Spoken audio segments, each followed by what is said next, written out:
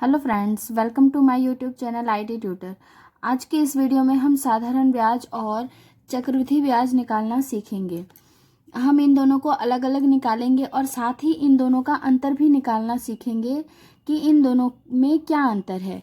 और हम दोनों ही ब्याज को, साधारण ब्याज और चक्रवृद्धि ब्याज दोनों को ही हम किस्तों में निकालना सीखेंगे। तो चलिए देखते हैं। हमारे पास प्रश्न दे रखा है, 1,000 रुपये का 10% की वार्षिक दर से 3 वर्षों का साधारण ब्याज और चक्रवृद्धि ब्याज निकालिए। हमें चक्रवृद्धि ब्याज और साधारण ब्याज दोनों निकालना है। हम दोनों को अलग अलग निकालेंगे।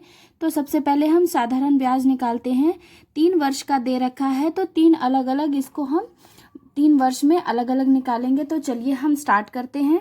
सबसे पहले हमें दे रखा है 1,000 रुपये का 10% की वार्षिक दर। तो सबसे पहले हम पहले वर्ष का निकालेंगे। तो सबसे पहले हम मूलधन लिखेंगे। हमारा यहाँ मूलधन दे रखा है 1,000 और उसका दर दे रखा है, हमें 10% दे रखा है, तो हम उसका 10% निकालेंगे। तो 1,000 का 10% निकालने के लिए 10% का मतलब होता है बटे में 100। तो यहाँ हम 100 लिख देंगे और हम इसको सॉल्व कर लेंगे। तो ये 2 0 से 2 0 कट गया, ये हमारे पास आ गया 100। ये 100 रुपये हमारा पहले वर्ष का ब्याज आ गया। अब दूसरे वर्ष का साधारण ब्याज में दूसरे वर्ष भी मूलधन वही रहता है, तो इसमें अगेन मूलधन वही रहेगा 1,000 रुपये और फिर हम उसका फिर से 10% निकालेंगे। अगले वर्ष भी दर वही है तो 10% निकालेंगे, तो उसको हम 10/100 से गुना करेंगे, जिसमें से 2 0 कट गया और उसको सॉल्व करके फिर से हमारा 100 आ जाएगा। तो ये हमारे दूसरे वर्ष का आ गया ब्याज। अब हम तीसरे वर्ष का निकालेंगे। तीसरे वर्ष फिर से हमारे पास 1,000 रुपये है और उसका 10% अगर हम फिर से निकालेंगे तो फिर से हमारे पास 100 रुपये आ जाएगा। तो अब इन तीनों को जोड़ देंगे हम, तो वो हमारे पास क्या आ जाएगा, हमारे पास तीनों वर्षों का साधारण ब्याज आ जाएगा।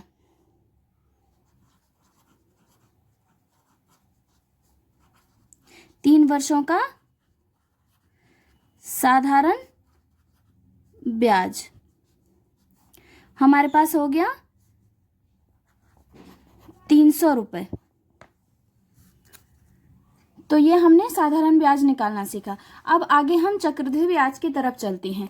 चक्रवृद्धि ब्याज में भी पहले वर्ष मूलधन वही रहता है जो कि हमारे यहाँ साधारण ब्याज में था। मूलधन 1,000 था, तो इसमें चक्रवृद्धि ब्याज में भी पहले वर्ष का जो ब्याज आएगा वो भी 100 रुपीज़ ही आएगा। निकाल कर देखते हैं हम।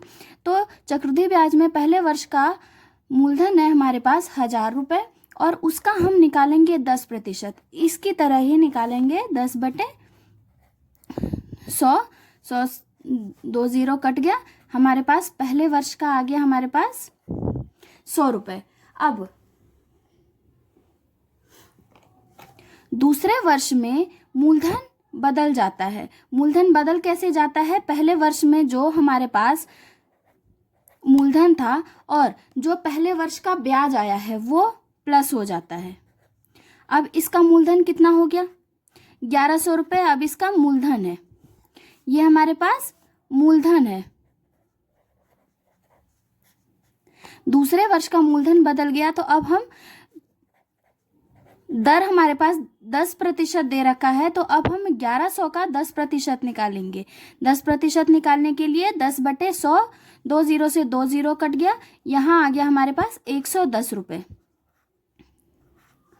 ये दूसरे वर्ष का ब्याज आ गया।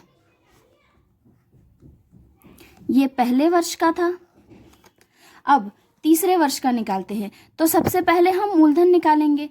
मूलधन, अब जो दूसरे वर्ष का मूलधन था उसमें ये जुड़ जाएगा, जो ये दूसरा था ये जुड़ जाएगा। तो दूसरे वर्ष का मूलधन हमारे पास यहाँ था 1,100 रुपये प्लस जो इसका ब्याज आया था वो इसमें जुड़ जाएगा 110 रुपये।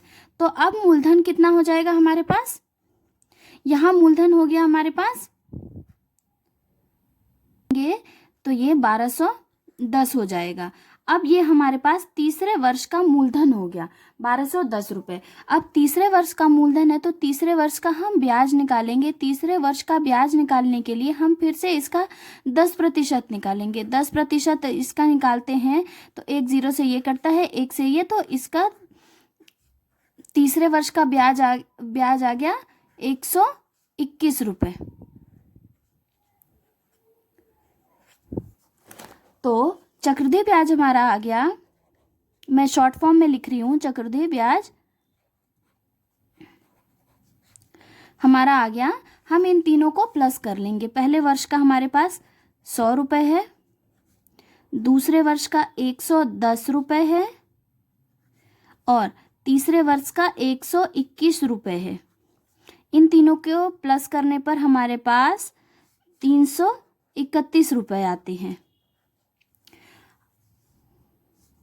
अब हम देख रहे हैं कि साधारण ब्याज हमारे पास 300 रुपये आया था और चक्रवृद्धि ब्याज हमारे पास 331 रुपये आया। इसका मतलब चक्रवृद्धि ब्याज जो होता है वो हमेशा ही, अगर हम एक वर्ष से ज़्यादा लेंगे तो वो बड़ा आएगा।